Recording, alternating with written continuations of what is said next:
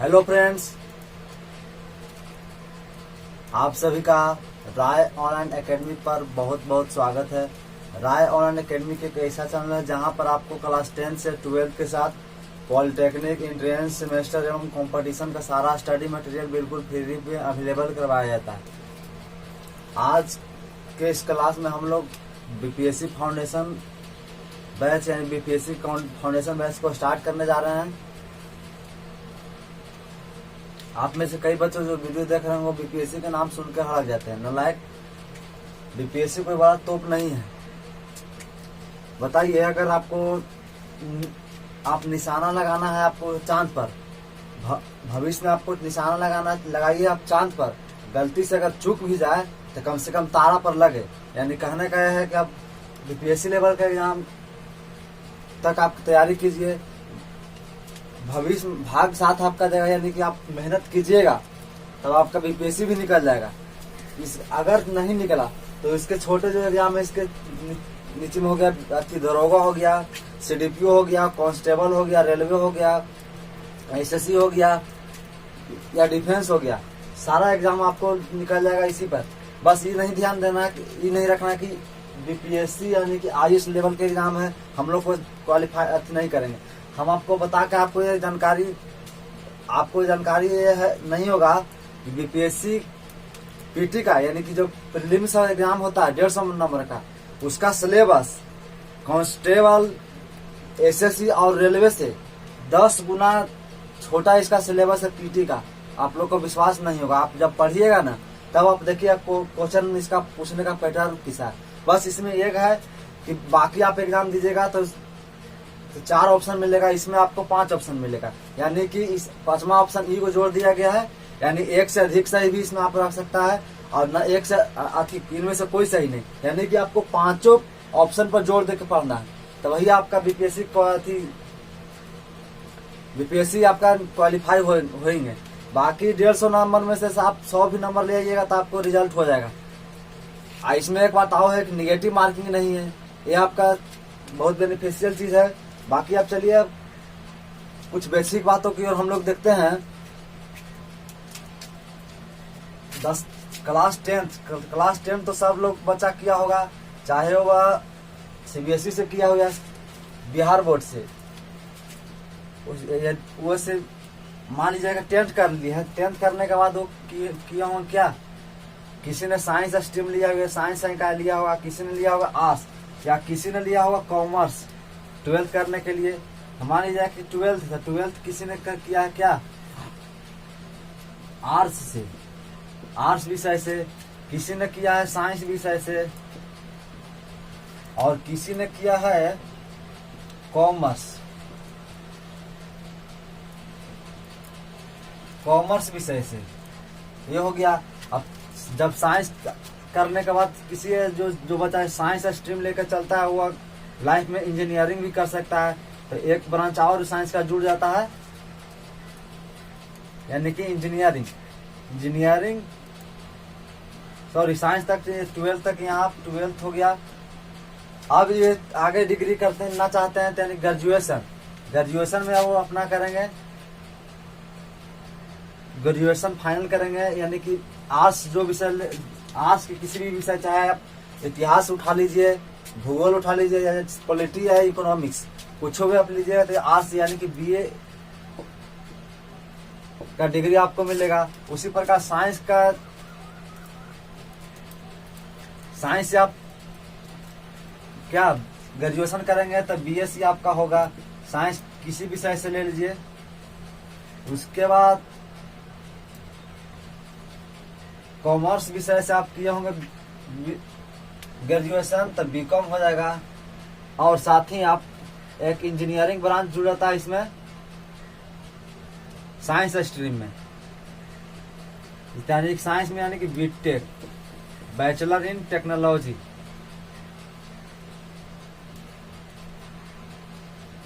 अब मान लीजिए आप 10th सब लोग किए होंगे, उसके बाद साइंस बैकग्राउंड 12th करने के लिए किसी ने साइंस बैकग्राउंड लिया होगा, किसी ने कॉमर्स बैकग्राउंड लिया या किसी ने आर्ट्स बैकग्राउंड लिया। उसके बाद जब आप आर्ट्स बैकग्राउंड लीजिएगा तो आप ग्रेजुएशन के लिए आपको बीए करना होगा, साइंस स्ट्रीम लीजिएगा तो बीएससी कीजिए, या फिर एगो आपका आप अपॉर्चुनिटी अब मिल जाता है कि आप बीटेक भी कर सकते हैं इससे। अब यहाँ आपको यहाँ तक डिग्रियां हासिल, ग्रेजुएशन करने के बाद आपका एक मौका मिलता है बीपीएसई, Bihar public service commission.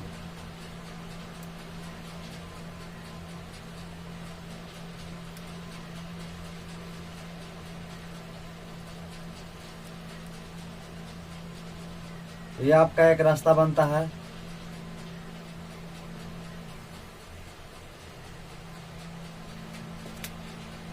BPSC में जाने का एक रास्ता यहां से भी बनता है आपका।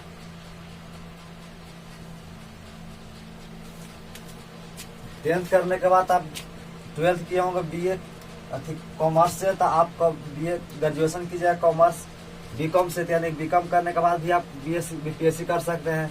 12th यदि आप साइंस से किए होंगे, साइंस से 12th करने के बाद आप बीएससी किए होंगे, ग्रेजुएशन किए होंगे, तो आप बीपीएससी इसके बाद कर सकते हैं। उसी बार अगर यहीं पर आप 12th करने के बाद आप किसी ने इंजीनियरिंग लिया होगा, वो भी बीपीएससी का एक भर सकते हैं फॉर्म। उसके बाद आर्ट्स बैकग्राउंड वाले भी, माने किसी भी स्ट्रीम से आपको क्या होना चाहिए, ग्रेजुएशन का डिग्री होना चाहिए, तब वही आप बीपीएससी के लिए योग्यता रखते हैं। ये हो गया बेसिक इन्फॉर्मेशन, आपको बात बताना था, ये आपको बता दिए। देखिए बीपीएससी आप लोग का तैयार करिएगा, करना है आप बीपीएससी के लिए, चूंकि आज से हम लोगों को सारा बीपीएससी से रिलेटेड जितना भी बैच होगा, यानी कि सब्जेक्ट वाइज प्रत्येक वीडियो आपको प्रोवाइड करा दिया जाएगा। और एक बात है, मेहनत से डरिए नहीं। लोग आपको मेहनत को नहीं देखते, सफलता आपको देखते हैं। इसलिए सफलता पाने के लिए मेहनत आपको करना जरूरी है, समझे ना। तो चलिए देखिए, ये था बेसिक बातें जो आप लोग को जानना जरूरी था, ये हम बता दिए।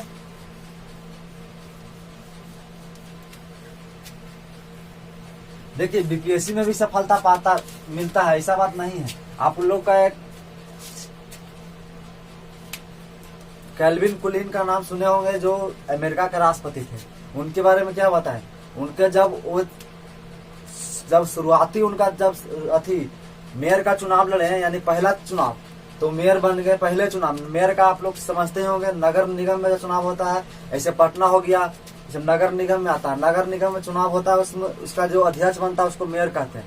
तो पहला प्रयास में उन्होंने मेयर बन गया, दूसरा प्रयास में भी उन्होंने मेयर बन गया, तीसरा प्रयास में सांसद बन गया, यानी कि मेंबर ऑफ पार्लियामेंट बन गए। इसके बाद वो रुके नहीं, चौथा प्रयास में भी वो क्या उपराष्ट्रपति बन गए। सोचिए कितना कोई असफलता नहीं।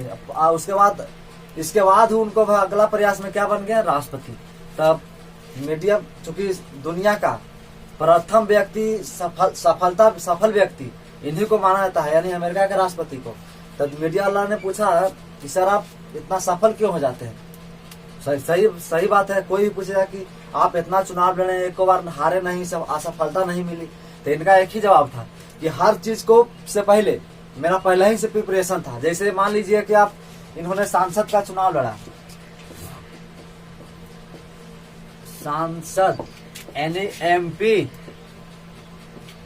इनका पहले ही कहना था कि मैं जिसका भी तैयारी कर रहा उससे पहले ही से तैयारी था। सिर्फ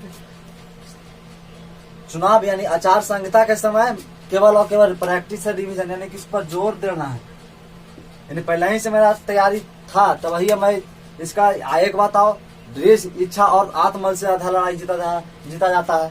तो उन्होंने कहा कि मेरी जो भी जिसमें भी क्षेत्र में जाना था, यानी कि काम करना था, जो कि सांसद बनना है, तो इन्होंने कहा कि मेरी तैयारी ऐसा नहीं कि आज सांसद लड़ना है, चुनाव आएगा तब स्टार्ट करेंगे, नहीं, मेरी तैयारी सांसद बनने के कई वर्ष पीछे से ही स्टार्ट, उन्होंने काम कर सेवा करना चालू कर दिया था। तो और सांसद का जैसे मान ली कि आचार संहिता लगा, चुनाव होता है निर्वाचन, तो आचार संहिता लगता ही है। तो जब उनको लगता है तब मेरा और जोड़ देना है, समझे ना। यानी कि एमपी यानी कि ये हो गया आपका। उसी प्रकार आपको बीपीएससी फाउंडेशन बैच लगभग 7 से 8 से 9 महीना का आप लोग कोर्स है, खत्म कर देंगे। क्योंकि इससे जितना छोटा जॉब आपका हो गया दरोगा हो गया, दरोगा हो गया, उसके बाद सीडीपीओ हो गया, उसके बाद हो गया कांस्टेबल हो गया, रेलवे हो गया, एसएससी, बैंकिंग, सब के लिए है। लेकिन आपको पढ़ाया जाएगा बीपीएससी लेवल तक, ताकि आप बीपीएससी के पीटी की। एक बात है, बीपीएससी का जब पीटी कीजिएगा तो आपको सरकार, जैसे आप पीटी क्वालिफाई कीजिए तो आपको सरकार, बिहार सरकार प्रोत्साहन राशि देती है 50,000 रुपया। ये आपके लिए एक अच्छी बात है। आप मेंस किसके देती है सरकार, इसलिए कि आप मेंस का तैयारी करके एसडीएम बनिए, यानी कि ब्लॉक को, अनुमंडल को संभालिए, ब्लॉक को संभालिए, ऑफिसर बनिए, ये सब। अब देखिए आप बड़ा कुछ, चूंकि आप आईएएस लेवल का तैयारी कर रहे हैं बिहार का, यानी प्रदेश का सबसे बड़ा एग्जाम बीपीएससी ही होता है। यानी आप प्रदेश के सबसे बड़े एग्जाम को तैयारी करने जा रहे हैं, तो आधा लड़ाई आपको आत्मबल और दृढ़ इच्छा से जीता जाता है। मैंने आपको विश्वास यानी आत्मबल अपन अंदर से होना चाहिए कि हम नहीं, हमको बीपीएससी निकल जाएगा, इस बार निकालना है, निकाल चाहे पहला प्रयास, कोशिश यह कीजिए कि पहला ही प्रयास में निकालिए। बाकी आधा लड़ाई, किसी भी लड़ाई के लिए आधा लड़ाई आत्मबल और दृढ़ इच्छा से जीता जाता है। बाकी आधी लड़ाई यानी आधी सफलता प्रैक्टिस एंड रिवीजन। ये आप गांठ भर के रख लीजिए, प्रैक्टिस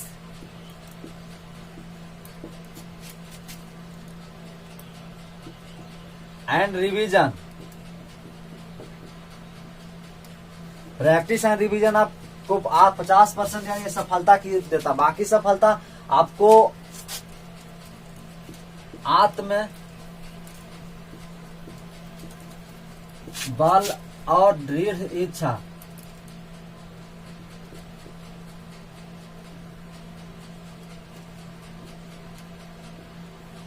शक्ति से जीता जाता है। देखिए आप, चूंकि आप स्टूडेंट हैं तो आपको एक जानकारी होगा। देखिए आपको बताते हैं, अमर होने का दो ही तरीका है। यदि आपको अमर होना है, माने कि आप इस देश दुनिया को छोड़कर चले जाइए ऊपर, तो आपको अमर होने का दो तरीका है। एक तो पहला आपको है अमर होने का तरीका, आप वंश को बढ़ाकर अमर भी हो सकते हैं।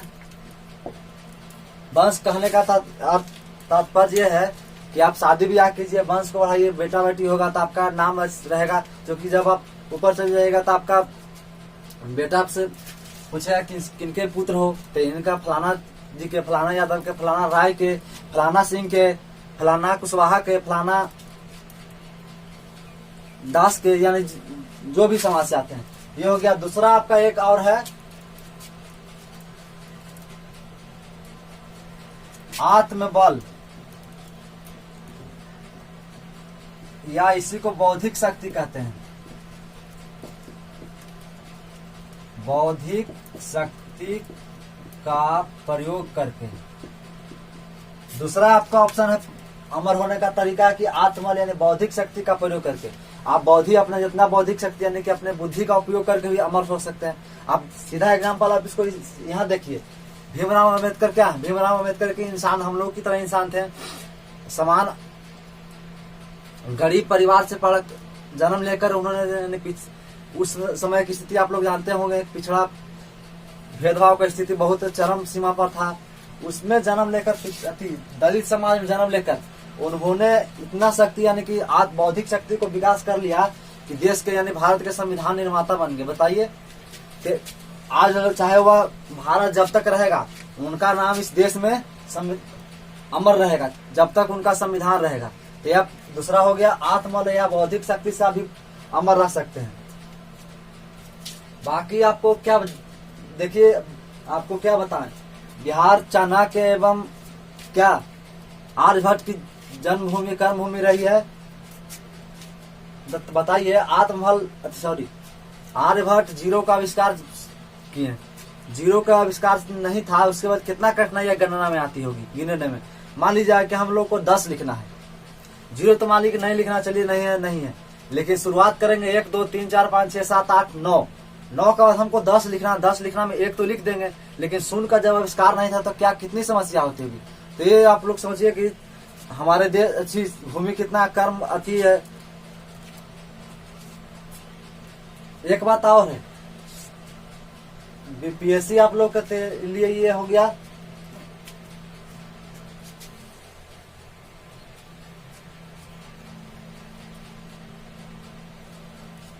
बीपीएससी। देखिए, अगर आपको काबिल बनना है ना, तो बाज की तरह उड़ना है, तो बार बार कहते हैं इन तितलियों को छोड़ दीजिए, क्योंकि 2 वर्ष, जब 2 वर्ष बाद लोग मिलेंगे तब पूछेंगे क्या करते हो, यानी क्या करते हो और कितना कमाते हो। ये नहीं पूछेंगे कि तुम्हारे कितने गर्लफ्रेंड थी। ये सब टेम्पोररी चीज है, ये सब हटाइए, इन चीजों को जिंदगी से हटाइए। और साथ ही जिस दिन आपको वास्तविकता का समझ हो जाएगी ना, ये सब अपने आप पीछे चल जाएगा, यानी कि टेम्पोररी चीज से अलग हो जाए। हम आपको क्या बतलाएं, क्या बोलें? आज जिनको सब कुछ खोकर पाने की तमन्ना रखते हैं, एक समय आएगा जब वे मुफ्त में मिलेंगे तो मंजूर नहीं होगा। लेकिन अभी उम्र की गलती है, अभी युवा पीढ़ी है आप, इस उम्र के बाद सब लोग सुधर जाता है। देखिए ना, भगवान कृष्ण का भी उम्र था कि उन्होंने एक समय गोपियों का पीछा करते थे, यानी गोपियों लड़कियों के साथ पीछा करते थे। एक उम्र आया, भाड़ में गई गोपियां, ससुरा। देखिए ना, यदुवंश में जन्म लेके महाभारत करवा दिए। लगता है आपको जब कृष्ण भगवान का अर्जुन के और क्या युधिष्ठिर के सलाहकार नहीं होते तो महाभारत हो जाता। कर महाभारत होना भी जरूरी था, क्योंकि अन्याय के खिलाफ न्याय का जीत होता है।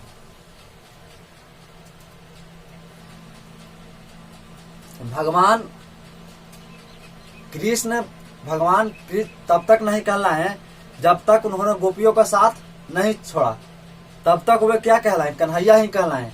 जब वे भगवान उन्होंने लड़कियां यानी गोपियों का पीछा करना छोड़ दिया, तब से वो भगवान कहलाए। तो ये आपको देखना है कि आप लोग अभी जब तक आप लड़कियों का पीछा कीजिएगा, लड़कियों को छेड़िएगा, गर्लफ्रेंड बनाइएगा, तो आप एक साधारण स्टूडेंट बनिएगा। लेकिन जब आप इन चीजों को छोड़कर आप एक बौद्धिक शक्ति का विकास करके अच्छे इंसान के बनिएगा, तो आपको सब लोग मान सम्मान देगा, है ना। ये आपको बातें थे, आप लोग मोटिवेशन वीडियो आप लोग को बता दिए। न तो लगता है आपको भगवान कृष्ण अगर नहीं होते सलाहकार तो युद्ध हो जाता? नहीं होता। आपको 100% गारंटी देते नहीं होता। कारण वो जानते थे, सुखी भगवान का अवतार थे, तो वो सब चीज जानते थे क्या होने वाला नहीं होने वाला। साथ ही जानना दूसरा बात है, लेकिन अन्याय के खिलाफ, यानी जो संपत्ति उनको हड़प लिया था वो अन्याय हो गया। अन्याय के खिलाफ अन्याय के खिलाफ क्या? न्याय की हमेशा जीत होती है। बाकी आप लोग को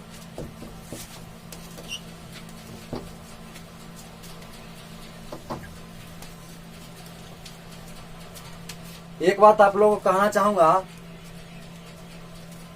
आजकल स्टूडेंट को पता नहीं क्या हो गया है, लड़कियों को पीछे पगला गए हैं।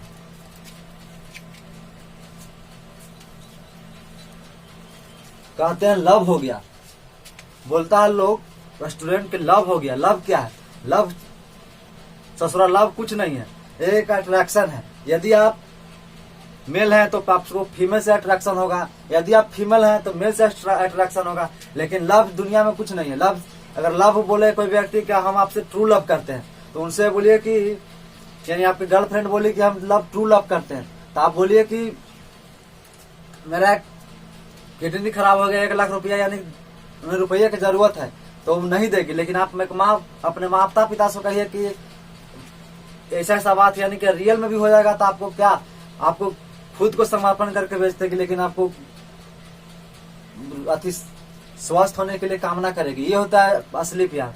आप लोग लव को लड़कियों के फिर में लव करने लगते हैं। कुछ ये जनरली सब चीज कुछ होता नहीं है।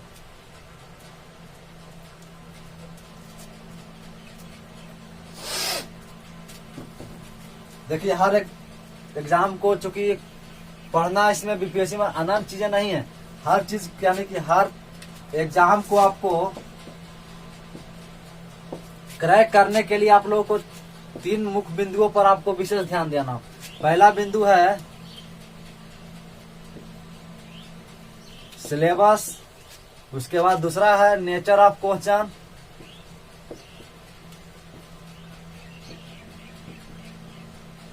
और तीसरा बिंदु है ट्रेंड एनालिसिस।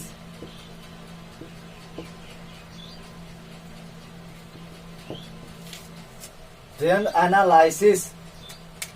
देखिए कहता किसी भी एग्जाम चाहे वो IAS ही क्यों ना, उसका भी एक सिलेबस होता है। सिलेबस को आप लोग देखिए उसका सिलेबस क्या है, क्या कहता है सिलेबस, उसके बाद क्या क्या हम लोग को टॉपिक में पढ़ना है आप लोगों को सिलेबस में देखना। ये देखिए पढ़ रहे हैं हड़प्पा सभ्यता यानी कि साइंस, पता चला कि पूरा साइंस खत्म करने में समय 1 साल बीत गया, बाकी सब्जेक्ट को छोड़ दिए। नहीं, हम लोग को सिलेबस को देख कर पढ़ना है। दूसरा बात हो गया नेचर ऑफ क्वेश्चन, यानी कि क्वेश्चन देखिए तरीका क्या है, प्रकृति किस रूप से क्वेश्चन पूछता है, यानी हाई लेवल पूछता है कितना, लो लेवल पूछता है यानी कि मिडिल लेवल क्वेश्चन कितना नंबर का पूछता है, ये सब देखना। तीसरा है ट्रेंड एनालिसिस, यानी आप क्वेश्चन बैंक लीजिए बीपीएससी का 10 से 15 साल का क्वेश्चन उठाइए और देखिए ट्रेंड एनालिसिस कीजिए कि किस आधार पर क्वेश्चन पूछा जाता है, यानी किस टॉपिक से ज्यादा पूछा जाता है और किस टॉपिक से कम। ये आप लोग का ट्रेंड एनालिसिस में हो गया। बाकी बीपीएससी कोई आप लोग को बता ही नहीं है कि कोई एग्जाम इसका पीटी है ना, जे कई गुना कम सिलेबस इसका है अर्थी का, पीटी का सिलेबस है अर्थी जनरल जो हो गया ना आपका, रेलवे हो गया, एसएससी हो गया उसका।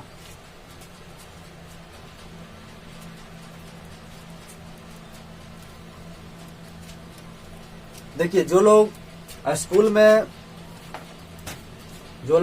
में नए रिश्ते खोजते हैं स्कूल में, यानी गर्लफ्रेंड बॉयफ्रेंड, वो परमानेंट नहीं होता है, वो परमानेंट आपको टेम्पोररी ही होगा। हाँ, भले आप उस गर्लफ्रेंड से आपकी शादी कर लें वो अलग बात है, लेकिन अगर आप उस लड़की से यानी गर्लफ्रेंड से शादी किए हैं तो आप वह लड़की आपके जीवन के लिए बेस्ट होगी। लेकिन जो आपके माता पिता यानी भगवान के द्वारा लिखित है उन लड़की को शादी आपसे होगा तो वो आपको यूनिक होगा। तो इसीलिए वो इंग्लिश में स्लोगन है, if you will be best, यानी if you will be best you will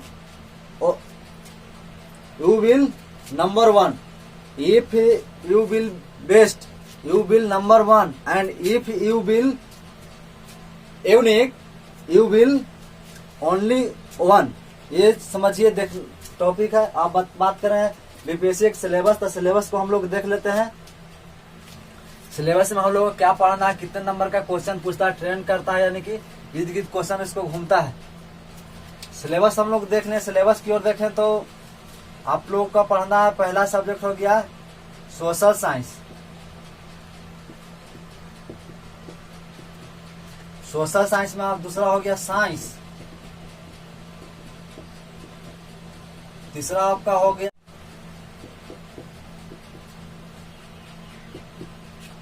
चौथा आपका हो गया बिहार स्पेशल,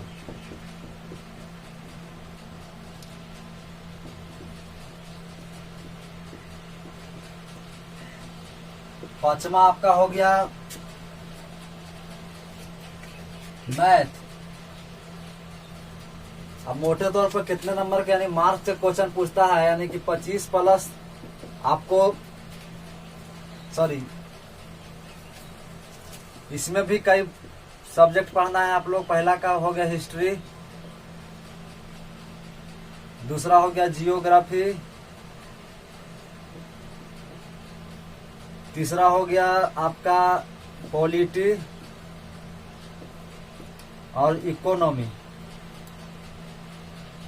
बात करें इसका तो खाली केवल हिस्ट्री आपको 25 प्लस अंक का पूछेगा, यानी बड़ा पोर्शन आपका हिस्ट्री हो गया 25 अंक का। हिस्ट्री को modern history, Asian history, modern history and medieval history को आप कवर कर लेंगे तो लगभग 25-26 को प्रश्न आपको यहीं से पूछा जाता है। उसके बाद साइंस बैकग्राउंड में आपका फिजिक्स हो गया, केमिस्ट्री और biology, physics, chemistry and biology, इस तीनों टॉपिक से आपको 25 प्लस क्वेश्चन इससे भी पूछता है। बात करें करंट अफेयर्स में तो करंट अफेयर्स में आपको 3 चीज पढ़ना है, इंटरनेशनल, उसके बाद हो गया नेशनल, इसके बाद होगा बिहार।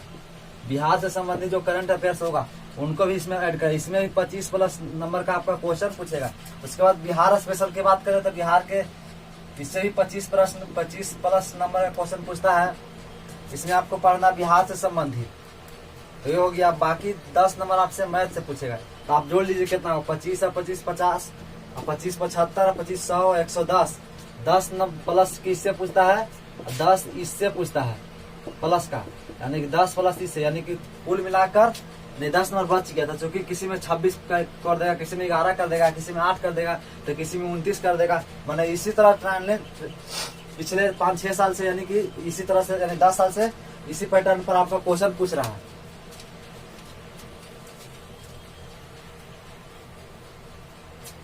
ये आपका सिलेबस हो गया बीपीएससी लेवल, बीपीएससी का सिलेबस आप लोग देख लिए। बाकी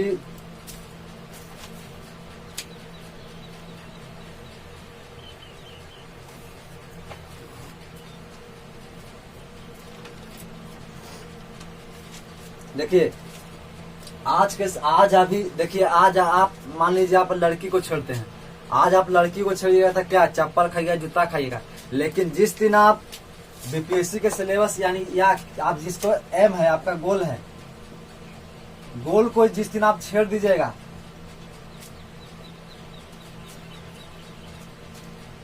गोल को आप जिस दिन छेड़ दीजिएगा, आपका जो है मान लीजिए गोल आपका बीपीएससी के सिलेबस को आज अच्छे से आप अध्ययन कर लीजिएगा, तो आप एक इंसान बन जाएगा। इंसान ही नहीं, लोग आपको चर्चा करेंगे कि ना एगो लड़का हल पढ़ा हल, आज वीडियो बन गए, या एसडीएम बन गए, डीएसपी बन गए, दरोगा बन गए, यानी कुछ बन गए। तो आपको इस समय में ज्यादातर लड़कियां के छेड़ने में समय युवा पीढ़ी लगा हुआ है, लेकिन फिर भी खैर दूसरा बात है, वो गोल को एक दिन आप छेड़ दीजिए। क्योंकि आज ये भीमराव अंबेडकर चाहे जो भी महापुरुष हो, यदि उन्होंने अपना, यानी कि जो एम उनका था, यानी कि जो इन किताब को अगर नहीं छेड़े होते तो हम लोग नाम ही नहीं जानते। क्योंकि ऐसा आज थोड़ी है ना सृष्टि का उत्पत्ति हुआ, सृष्टि की उत्पत्ति से उनसे पहले से कई कोई उनके समय यानी पैरेलल बहुत से व्यक्ति का जन्म हो, सबको हम लोग नाम थोड़ी जानते हैं। जो अच्छा कर्म किए हैं, यानी कि जो देश के लिए, यानी कि जो समर्पण किए हैं, उनका हम लोग नाम जान रहे हैं। यानी कि जो किताब के साथ उन्होंने छेड़ा है, तो वही उनको हम लोग जानते हैं। बाकी बीपीएससी का तैयारी आपको पूरा सिलेबस आपको कंप्लीट इसी चैनल पर आपको मिलेगा।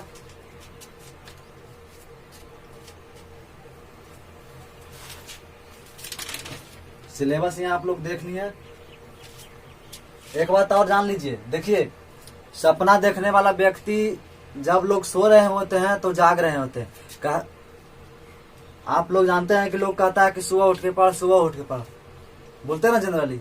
सुबह उठने का पढ़ ये होता है कि आप शाम को, यानी कि रात को जल्दी सो जाइए, लेकिन सुबह कम से कम भोर में 3 से 4 घंटा आप जरूर दीजिए, क्योंकि भोर का पढ़ाई शांत रहता है। शांति, दूसरी बात, सब लोग सो रहे होते हैं, माइंड फ्रेश रहता है, यानी कि चीजें जो हम लोग को क्या दिमाग में ज्यादा कम समय में, यानी जल्दी से अट जाती है, यानी दिमाग में अट जाता है। और एक बात है, क्योंकि आप बीपीएससी की तैयारी कर रहे हैं, तो प्रश्न आपको एक भी दिमाग में आ रहा होगा, सर कितने घंटा पढ़े, ये भी आपका प्रश्न है। तो इसका हम जवाब देता है कि मैं क्या जानूं। तो आप बोलिए कैसे आप बात कर रहे हैं सर, हम आपसे प्रश्न पूछ रहे हैं कि कितना घंटा पढ़ना चाहिए, तो आप बोल रहे हैं क्या मैं क्या जानूं। तो उसका आप एग्जाम्पल से आपको समझाते हैं। देखिए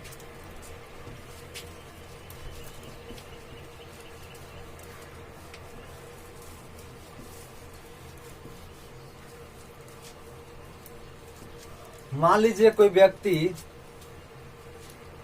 दिल्ली है, वो पटना, बिहार की राजधानी पटना में आना चाहता है।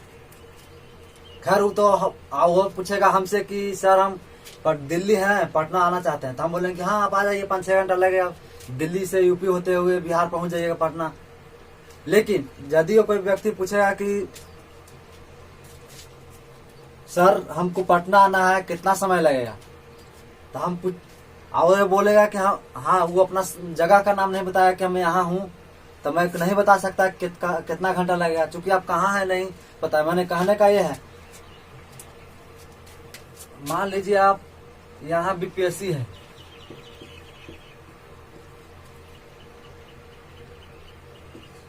बीपीएससी का ये सिलेबस है, आप पूछ रहे हैं कितना घंटा इसमें समय देना चाहिए। तो मैं थोड़ी जान रहा हूँ कि यदि आप यहाँ हैं,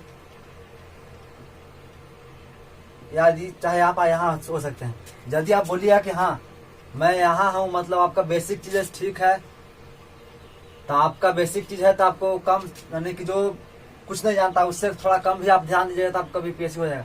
अब जो व्यक्ति बोले है कि सर हमको कुछ ना जीरो से लेवल करना है, तो उसको हम थोड़ी ऐसे बोल सकते हैं कि आप 4 घंटा पढ़ेगा तो निकल जाएगा, नहीं। तो ये बात कहना तक ये है। दूसरी बात, ये बात सही है कि आप एगो होता है सकारात्मक दिशा में, एक विपरीत दिशा में। ये नहीं कि पढ़ने बैठ गए सकारात्मक दिशा में चलिएगा तो आपको कम समय में निकलेगा, इन्हें कि नकारात्मक दिशा में चलना था इधर इधर चल दिए तो आपका जितना पढ़ रहे हैं वो सब गोल मोटोल होकर सब स्वाहा हो जाएगा। उसी तरह समझिए कि मान लीजिए दिल्ली से किसी को आना है बिहार पटना, तो वो बोलेगा कि सर हमको दिल्ली से पटना आना है, कैसे कैसे है, तो हम बोलेंगे बिहार हो यूपी होते बिहार होकर पटना राजधानी में आ जाइए। इतना तो हम बोल दिए तो सबसे कम समय मिलेगा। अब वो चलना प्रारंभ किया, चल दिया कहाँ, दिल्ली से हरियाणा, हरियाणा से पंजाब आ जाए, पंजाब से राजस्थान, मध्य प्रदेश, और फिर हो गया क्या उत्तर प्रदेश में बिहार आया, तब आया तो कितना घूम घूम के यानी समय बर्बादी हो गया, यानी विपरीत दिशा में चल दिया, तब उसका ज्यादा समय लगेगा। लेकिन हाँ, अब सकारात्मक दिशा में चलिएगा तो आपका कम समय भी बीपीएससी क्वालिफाई कर लीजिएगा पीटी का। लेकिन एक मोटे तौर पर कहें बीपीएससी में कितना पढ़ना चाहिए तैयारी के लिए, तो कम से कम 8 से 10 घंटा आपको प्रत्येक दिन, यानी कंटिन्यूअस, रेगुलर एंड कंटिन्यूअस आपको देना है, तो वही आपको इसमें आपका सफल हो पाइएगा। एक बात आप मान लीजिए, चुनौतियां जीवन की परेशानियां नहीं होती, चुनौतियां जीवन के परेशानियां नहीं होती, और चुनौतियां जीवन के परेशानियां नहीं होते, और चुनौतियां जीवन के अवसर होते हैं। साथ ही चुनौतियां जब आए तो आप मान लीजिए कि अब अवसर आई, अवसर यानी कि मौका मिला है आपको,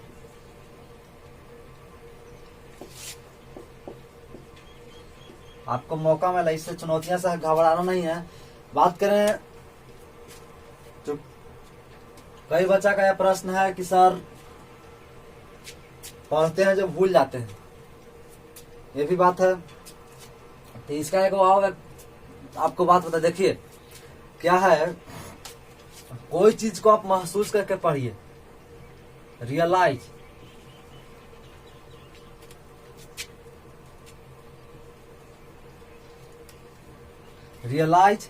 या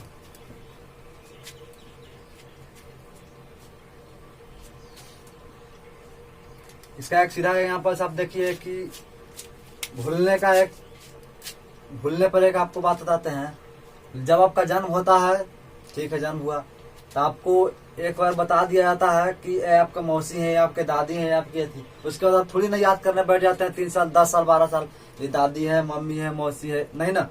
यानी कि आप जीवन में इसको महसूस कर ली हैं कि हाँ ये हमारी दादी है, तो है, चाहे वो 17 साल या 80 साल बाद बोले ये हमारी दादी है, मामी है, ये ना। तो उसी प्रकार हो गया, आप किसी भी सिलेबस या टॉपिक को पढ़िए तो उसको एकदम महसूस करके पढ़िए कि हाँ हम पढ़े हैं, तो इसमें कहीं से प्रश्न कोई आएगा तो कोई इसमें छूटने वाला नहीं है। और एक बात,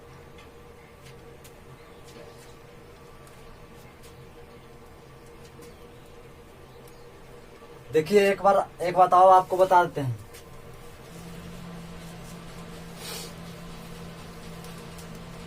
आप लोग जानते हैं दिन यानी कि समय कितने घंटा का होता है? 12, 6, 9, 3।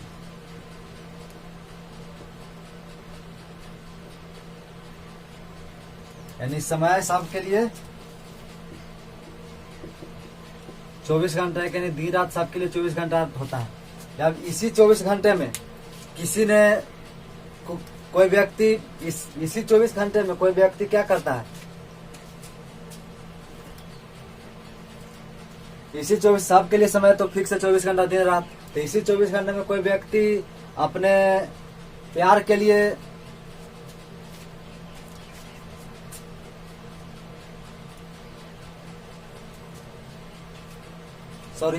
इसी सब के लिए समय 24 घंटा ही है।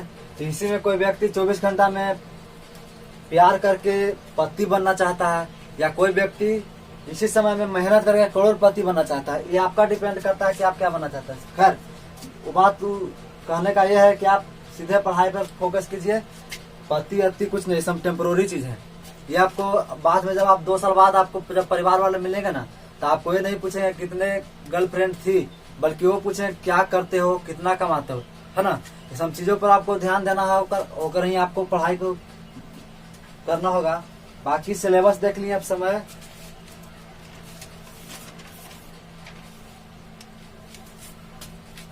सिलेबस हो गया, सिलेबस हम लोग देख ही लिए। उसके बाद क्या आगे, चलिए आगे देखते हैं। देखिए हम आप सभी लड़का लड़की से कहना चाहते हैं कि आज 2 साल सर झुका कर आप पढ़ लीजिए। आने वाला समय में आप जिला में, यानी जिला में हो गया चाहे प्रखंड में, आपसे सर ऊंचा कोई नहीं, किसी का सर ऊंचा नहीं होगा। कहने का यह है कि आज सही से पढ़ लीजिए, उसके बाद आपका रिजल्ट 100% होना ही होना है। खाली दृढ़ इच्छा और आत्मबल साथ रखिए, विश्वास रखिए कि हाँ मेरा नौकरी हो जाए, और एक डर भी रखिए कि मेरा पड़ोसी का ना हो जाए, समझे ना। जिस दिन से एक बात और ध्यान में रखिएगा नोट करके, कि जिस दिन से आप किताबें के दीवाने हो गए ना, यानी कि बुक, उसके बाद आपकी दुनिया आपके दीवानी हो जाएगी, समझे।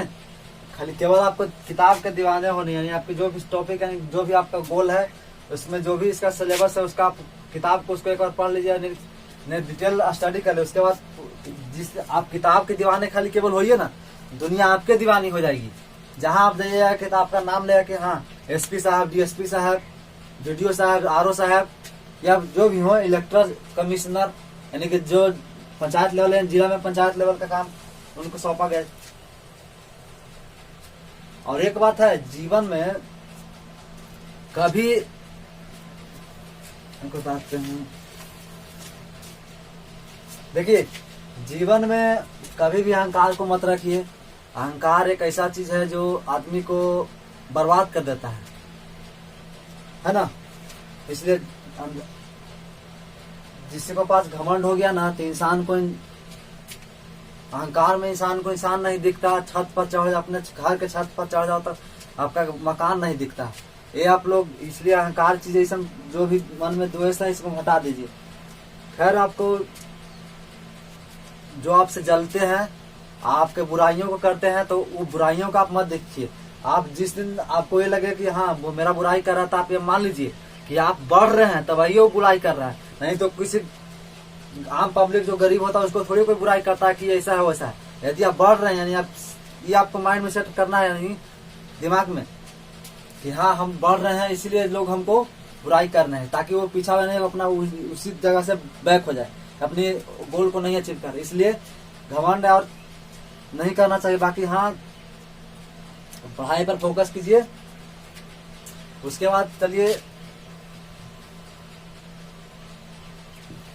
अब आज हम लोग सिलेबस को स्टार्ट कर देते हैं।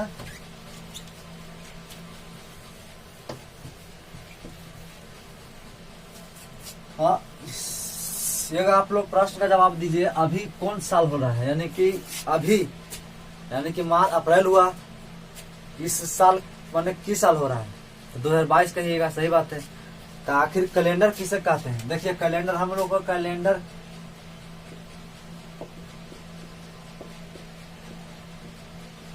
कैलेंडर कौन सा है, यानी किस कैलेंडर पर आधारित हम लोग आज बता रहे हैं कि मई, जून है या जुलाई, अप्रैल, जो भी हो। चलिए इसको विस्तार से रूप से पढ़िए। चलिए हम ध्यान देकर पढ़िएगा। देखिए हम लोग जिस कैलेंडर का यूज करते हैं उसका नाम है ग्रेगोरियन कैलेंडर। Gregorian calendar. कौन सा कैलेंडर? Gregorian calendar. मान लीजिए कि यहाँ 0 है, ठीक, इसी को यहाँ से ग्रेगोरियन कैलेंडर स्टार्ट हुआ। चलिए ग्रेगोरियन लिख देते हैं, ग्रेगोरियन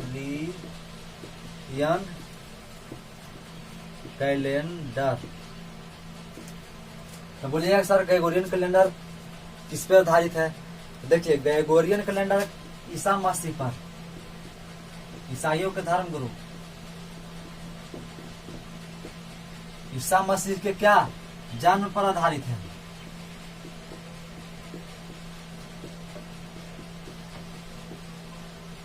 मान लीजिए कि सर मान लीजिए जाए कि यहाँ आपका ईसा मसीह का जन्म हुआ, ठीक है। तो ईसा मसीह के जन्म के भी पहले किन्हीं को जन्म हुआ होगा ना। ये तो हम मान रहे हैं कि यहाँ से हम जीरो स्टार्ट करें, यानी कि इधर से जीरो ना स्टार्ट करके इधर से हम लोग मान रहे हैं कि यहाँ से आप कैलेंडर शुरुआत करते हैं, है ना।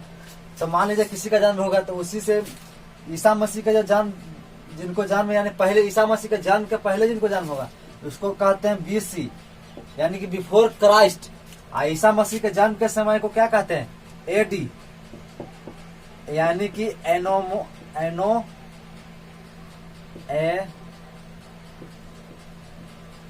डोमिनी, यानी कि ईसा मसीह के जन्म काल समय के क्या कहते हैं? AD, यानी ईसा मसीह के जन्म के पहले को किस काल कहते हैं? यानी कि बिफोर क्राइस्ट, यानी कि ईसा मसीह के जन्म के पहले के काल को BC कहते हैं। और ईसा मसीह के जन्म के समय से जो काल अभी चल रहा उसको हम लोग क्या कहते हैं? AD।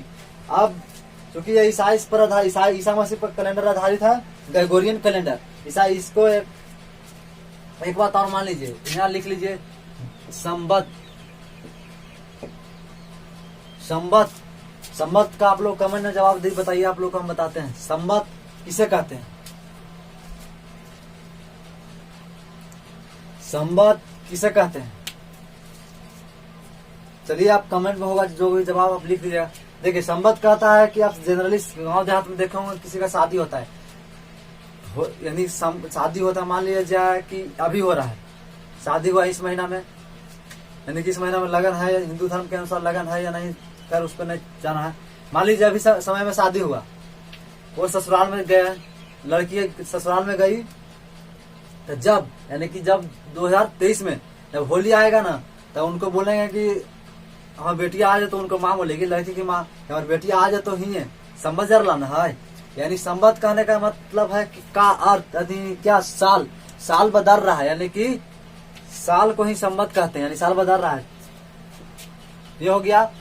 अब ईसा मसीह के कैलेंडर, तो ईसा मसीह हम लोग जिस कैलेंडर को यूज करें उसका नाम क्या है? Gregorian calendar. अब ईसा मसीह के जन्म के पहले एक राजा थे विक्रमादित्य।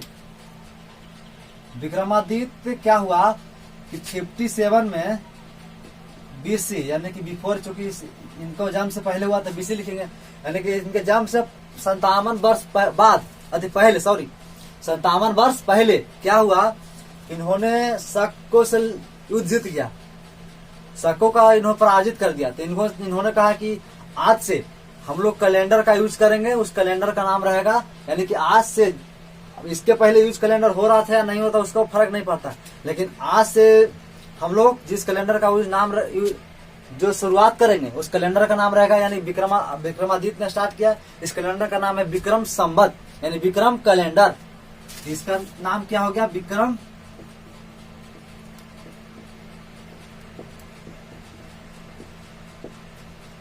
संबत।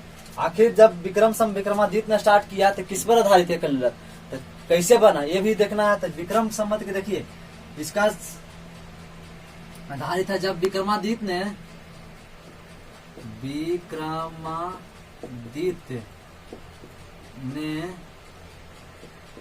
शको को पराजित किया, यानी 57 BC में विक्रमादित्य राजा ने किसको पराजित किया? शको पर। उसी दिन से यानी कि विक्रम संबत का शुरुआत हुआ। जब कई वर्ष बीत गए, चूंकि हो गया, तो उसके बाद ईसा मसीह के जन्म के 78 यानी 78 साल बाद, यानी 78 साल बाद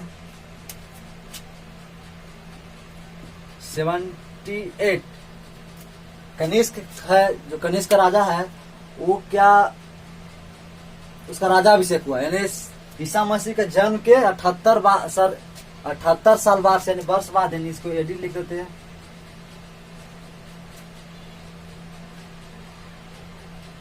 यानी 78 संकेत करना ये भी ठीक है। 78 साल बाद क्या, शक का राजा अभिषेक हुआ, यानी शक राजा बना। तो इन्होंने कहा कि हम न ही ईसाई कैलेंडर, यानी इसका एक अलग नाम है, इसको नाम लिख दीजिएगा, ईसा कैलेंडर इसे भी कहते हैं, ईसा संबत। ग्रेगोरियन कैलेंडर का दूसरा नाम है ईसा संबत, इसका विक्रम संबत।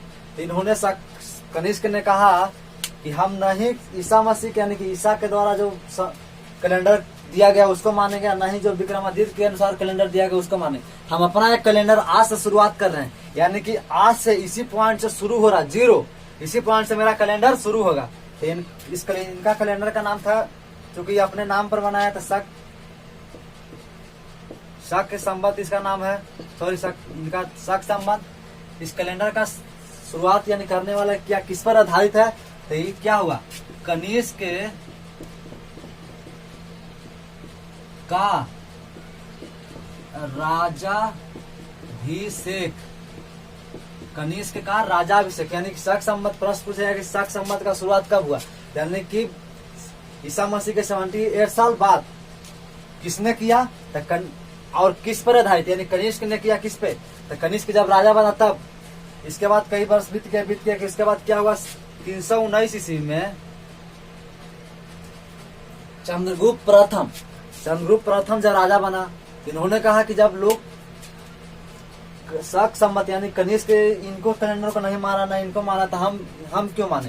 तो मेरा आज से चूंकि मेरा हो गया, यानी कि उनको अनुसार 0 यही है, यानी किसके गुप्त चंद्रगुप्त प्रथम के अनुसार 0 यहाँ, उसी प्रकार कनिष्क के अनुसार 0 यहाँ, उसी प्रकार यानी विक्रमादित्य के अनुसार 0 यहाँ हुआ।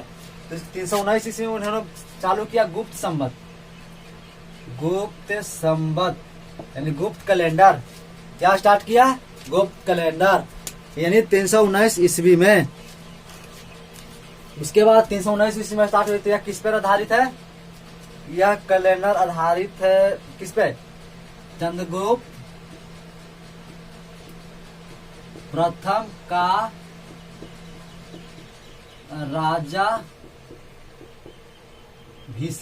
चंद्रगुप्त प्रथम का राजा अभिषेक। इसके बाद कई वर्ष बीत गए। उसके बाद जब ईसा मसीह के जन्म के 622 ईस्वी बाद जब इस्लाम धर्म के प्रवर्तक कौन है, मोहम्मद साहब, उन्होंने जब मक्का से मदीना का शुरुआत किया, इन्होंने कहा कि हम भी एक अपना कैलेंडर बनाएंगे, क्योंकि हम मेरा धर्म अलग है, इस्लाम धर्म है। तो इन्होंने इनका कैलेंडर का यानी कि 622 ईस्वी में 622 में इनका कैलेंडर का नाम रखे हिजरी संबत, हिजरी कैलेंडर, हिजरी संबत। इस पे क्या कैलेंडर किस पर आधारित है, मोहम्मद साहब के द्वारा मक्का से मदीना की यात्रा, यानी कि मक्का से मदीना की यात्रा। आप लोग बोर्ड पर देख रहे हैं पूरा का, आपको जितना कैलेंडर है यानी संबत है सबको एक बार नोट डाउन कर लीजिएगा। उसके बाद देखिए, आप फिर से आपको एक बार समझा देते हैं, क्योंकि हम लोग अभी 2022 में चल रहे हैं। यह कैलेंडर किस पर आधारित है, ग्रेगोरियन कैलेंडर। अभी जो वर्तमान हम लोग जो कैलेंडर यूज करते हैं यानी कि ईसाइयों का कैलेंडर, तो ग्रेगोरियन कैलेंडर। तो ग्रेगोरियन कैलेंडर को स्थान 0 कहाँ है, यहाँ नहीं है, 0 इन्होंने शुरुआत यानी यहाँ से शुरू किया। इस कैलेंडर का ग्रेगोरियन कैलेंडर हुआ। इसके बाद यह किस कैलेंडर आधारित, किन पर आधारित है, तो ईसा मसीह के जन्म पर आधारित है। ठीक है, ईसा मसीह के जन्म के बाद मान लीजिए जैसे ईसा मसीह का जन्म हुआ इस काल में, तो ईसा मसीह के जन्म के पहले तो इस समय होगा, ऐसा थोड़ी ना कि तो धरती का उत्पत्ति यानी यही हुआ, नहीं, उनसे पहले भी हुआ। तो उनसे पहले हुआ ईसा मसीह के जन्म के पहले के काल को क्या कहते हैं, बीसी यानी बिफोर क्राइस्ट, यानी ईसा मसीह के जन्म के पहले के काल को क्या कहते हैं, बीसी। उसी के बाद ईसा मसीह के जन्म के समय के चलने जो अभी तक चल रहा है उसको कहते हैं एडी यानी एनो डोमिनी। क्या समझे, ठीक है। उसके बाद कहता है ग्रेगोरियन कैलेंडर से पहले भी एक कैलेंडर का शुरुआत हो चुकी थी, यानी 57 बीसी में, यानी चूंकि यहाँ से स्टार्ट कर रहे थे, इनसे पहले भी एक कैलेंडर का शुरुआत कर लिए थे। कौन, विक्रमादित्य राजा ने। कब स्टार्ट किया, तो जब इन्होंने शकों से युद्ध लड़ा, तो इन्होंने जब विजय प्राप्त कर लिया, उसके बाद इन्होंने विक्रम संवत का शुरुआत की। ठीक है, यहाँ तक हो गया। उसके बाद शक संवत का शुरुआत कब हुआ, 78 में। 70 यानी क्या, इनके यानी ईसा मसीह के जन्म के 78 साल बाद शक संवत का उदय हुआ, यानी कि शुरुआत हुआ। किसके आधारित कैलेंडर है, कनिष्क का राजा अभिषेक। उसके बाद 319 ईस्वी में गुप्त संवत का शुरुआत हुआ। गुप्त संवत का किस पर आधारित कैलेंडर है? तो चंद्रगुप्त प्रथम का राजा अभिषेक। उसके बाद 622 ईस्वी में हिजरी संवत का शुरुआत हुआ। ये किस पे आधारित है? मोहम्मद साहब के द्वारा मक्का से मदीना की यात्रा। मक्का से मदीना की यात्रा। चलिए यहाँ तक आप लोग लिख लेंगे। एक प्रश्न आप लोग को देते हैं, लिख लेंगे तो ठीक है, मिटा रहे हैं इसको कि बोर्ड भर गया है।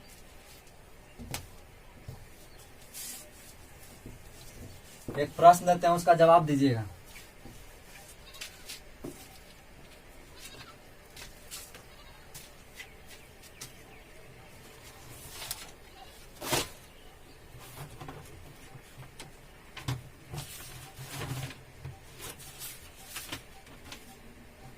प्रश्न है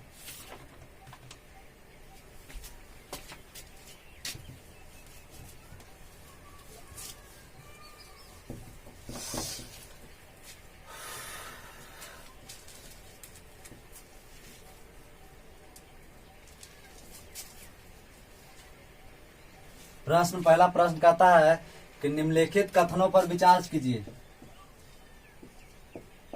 निम्न लिखित कथनों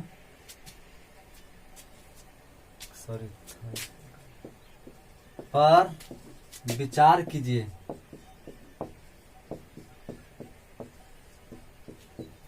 पहला चॉइस ए कहता है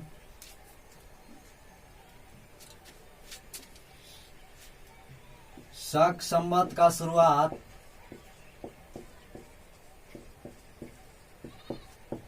ईसा मसीह के जन्म के पहले हुआ। दूसरा ऑप्शन चॉइस कहता है हिजरी संवत एवं क्या ईसा संवत के बीच का अंतराल कितना है? 622 है। सी ऑप्शन कहता है विक्रम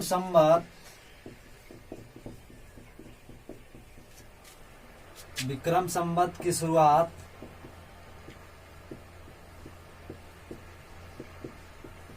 संतावन BC में हुई। और डी का ऑप्शन कहता है choice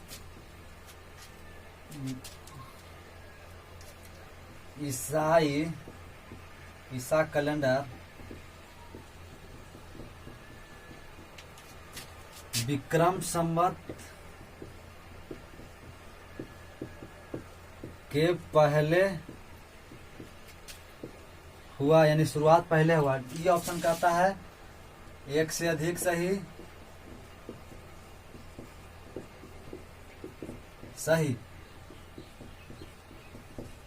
oblique none of these, यानी इनमें से कोई नहीं। चलिए आप इसका जवाब दीजिए कमेंट में।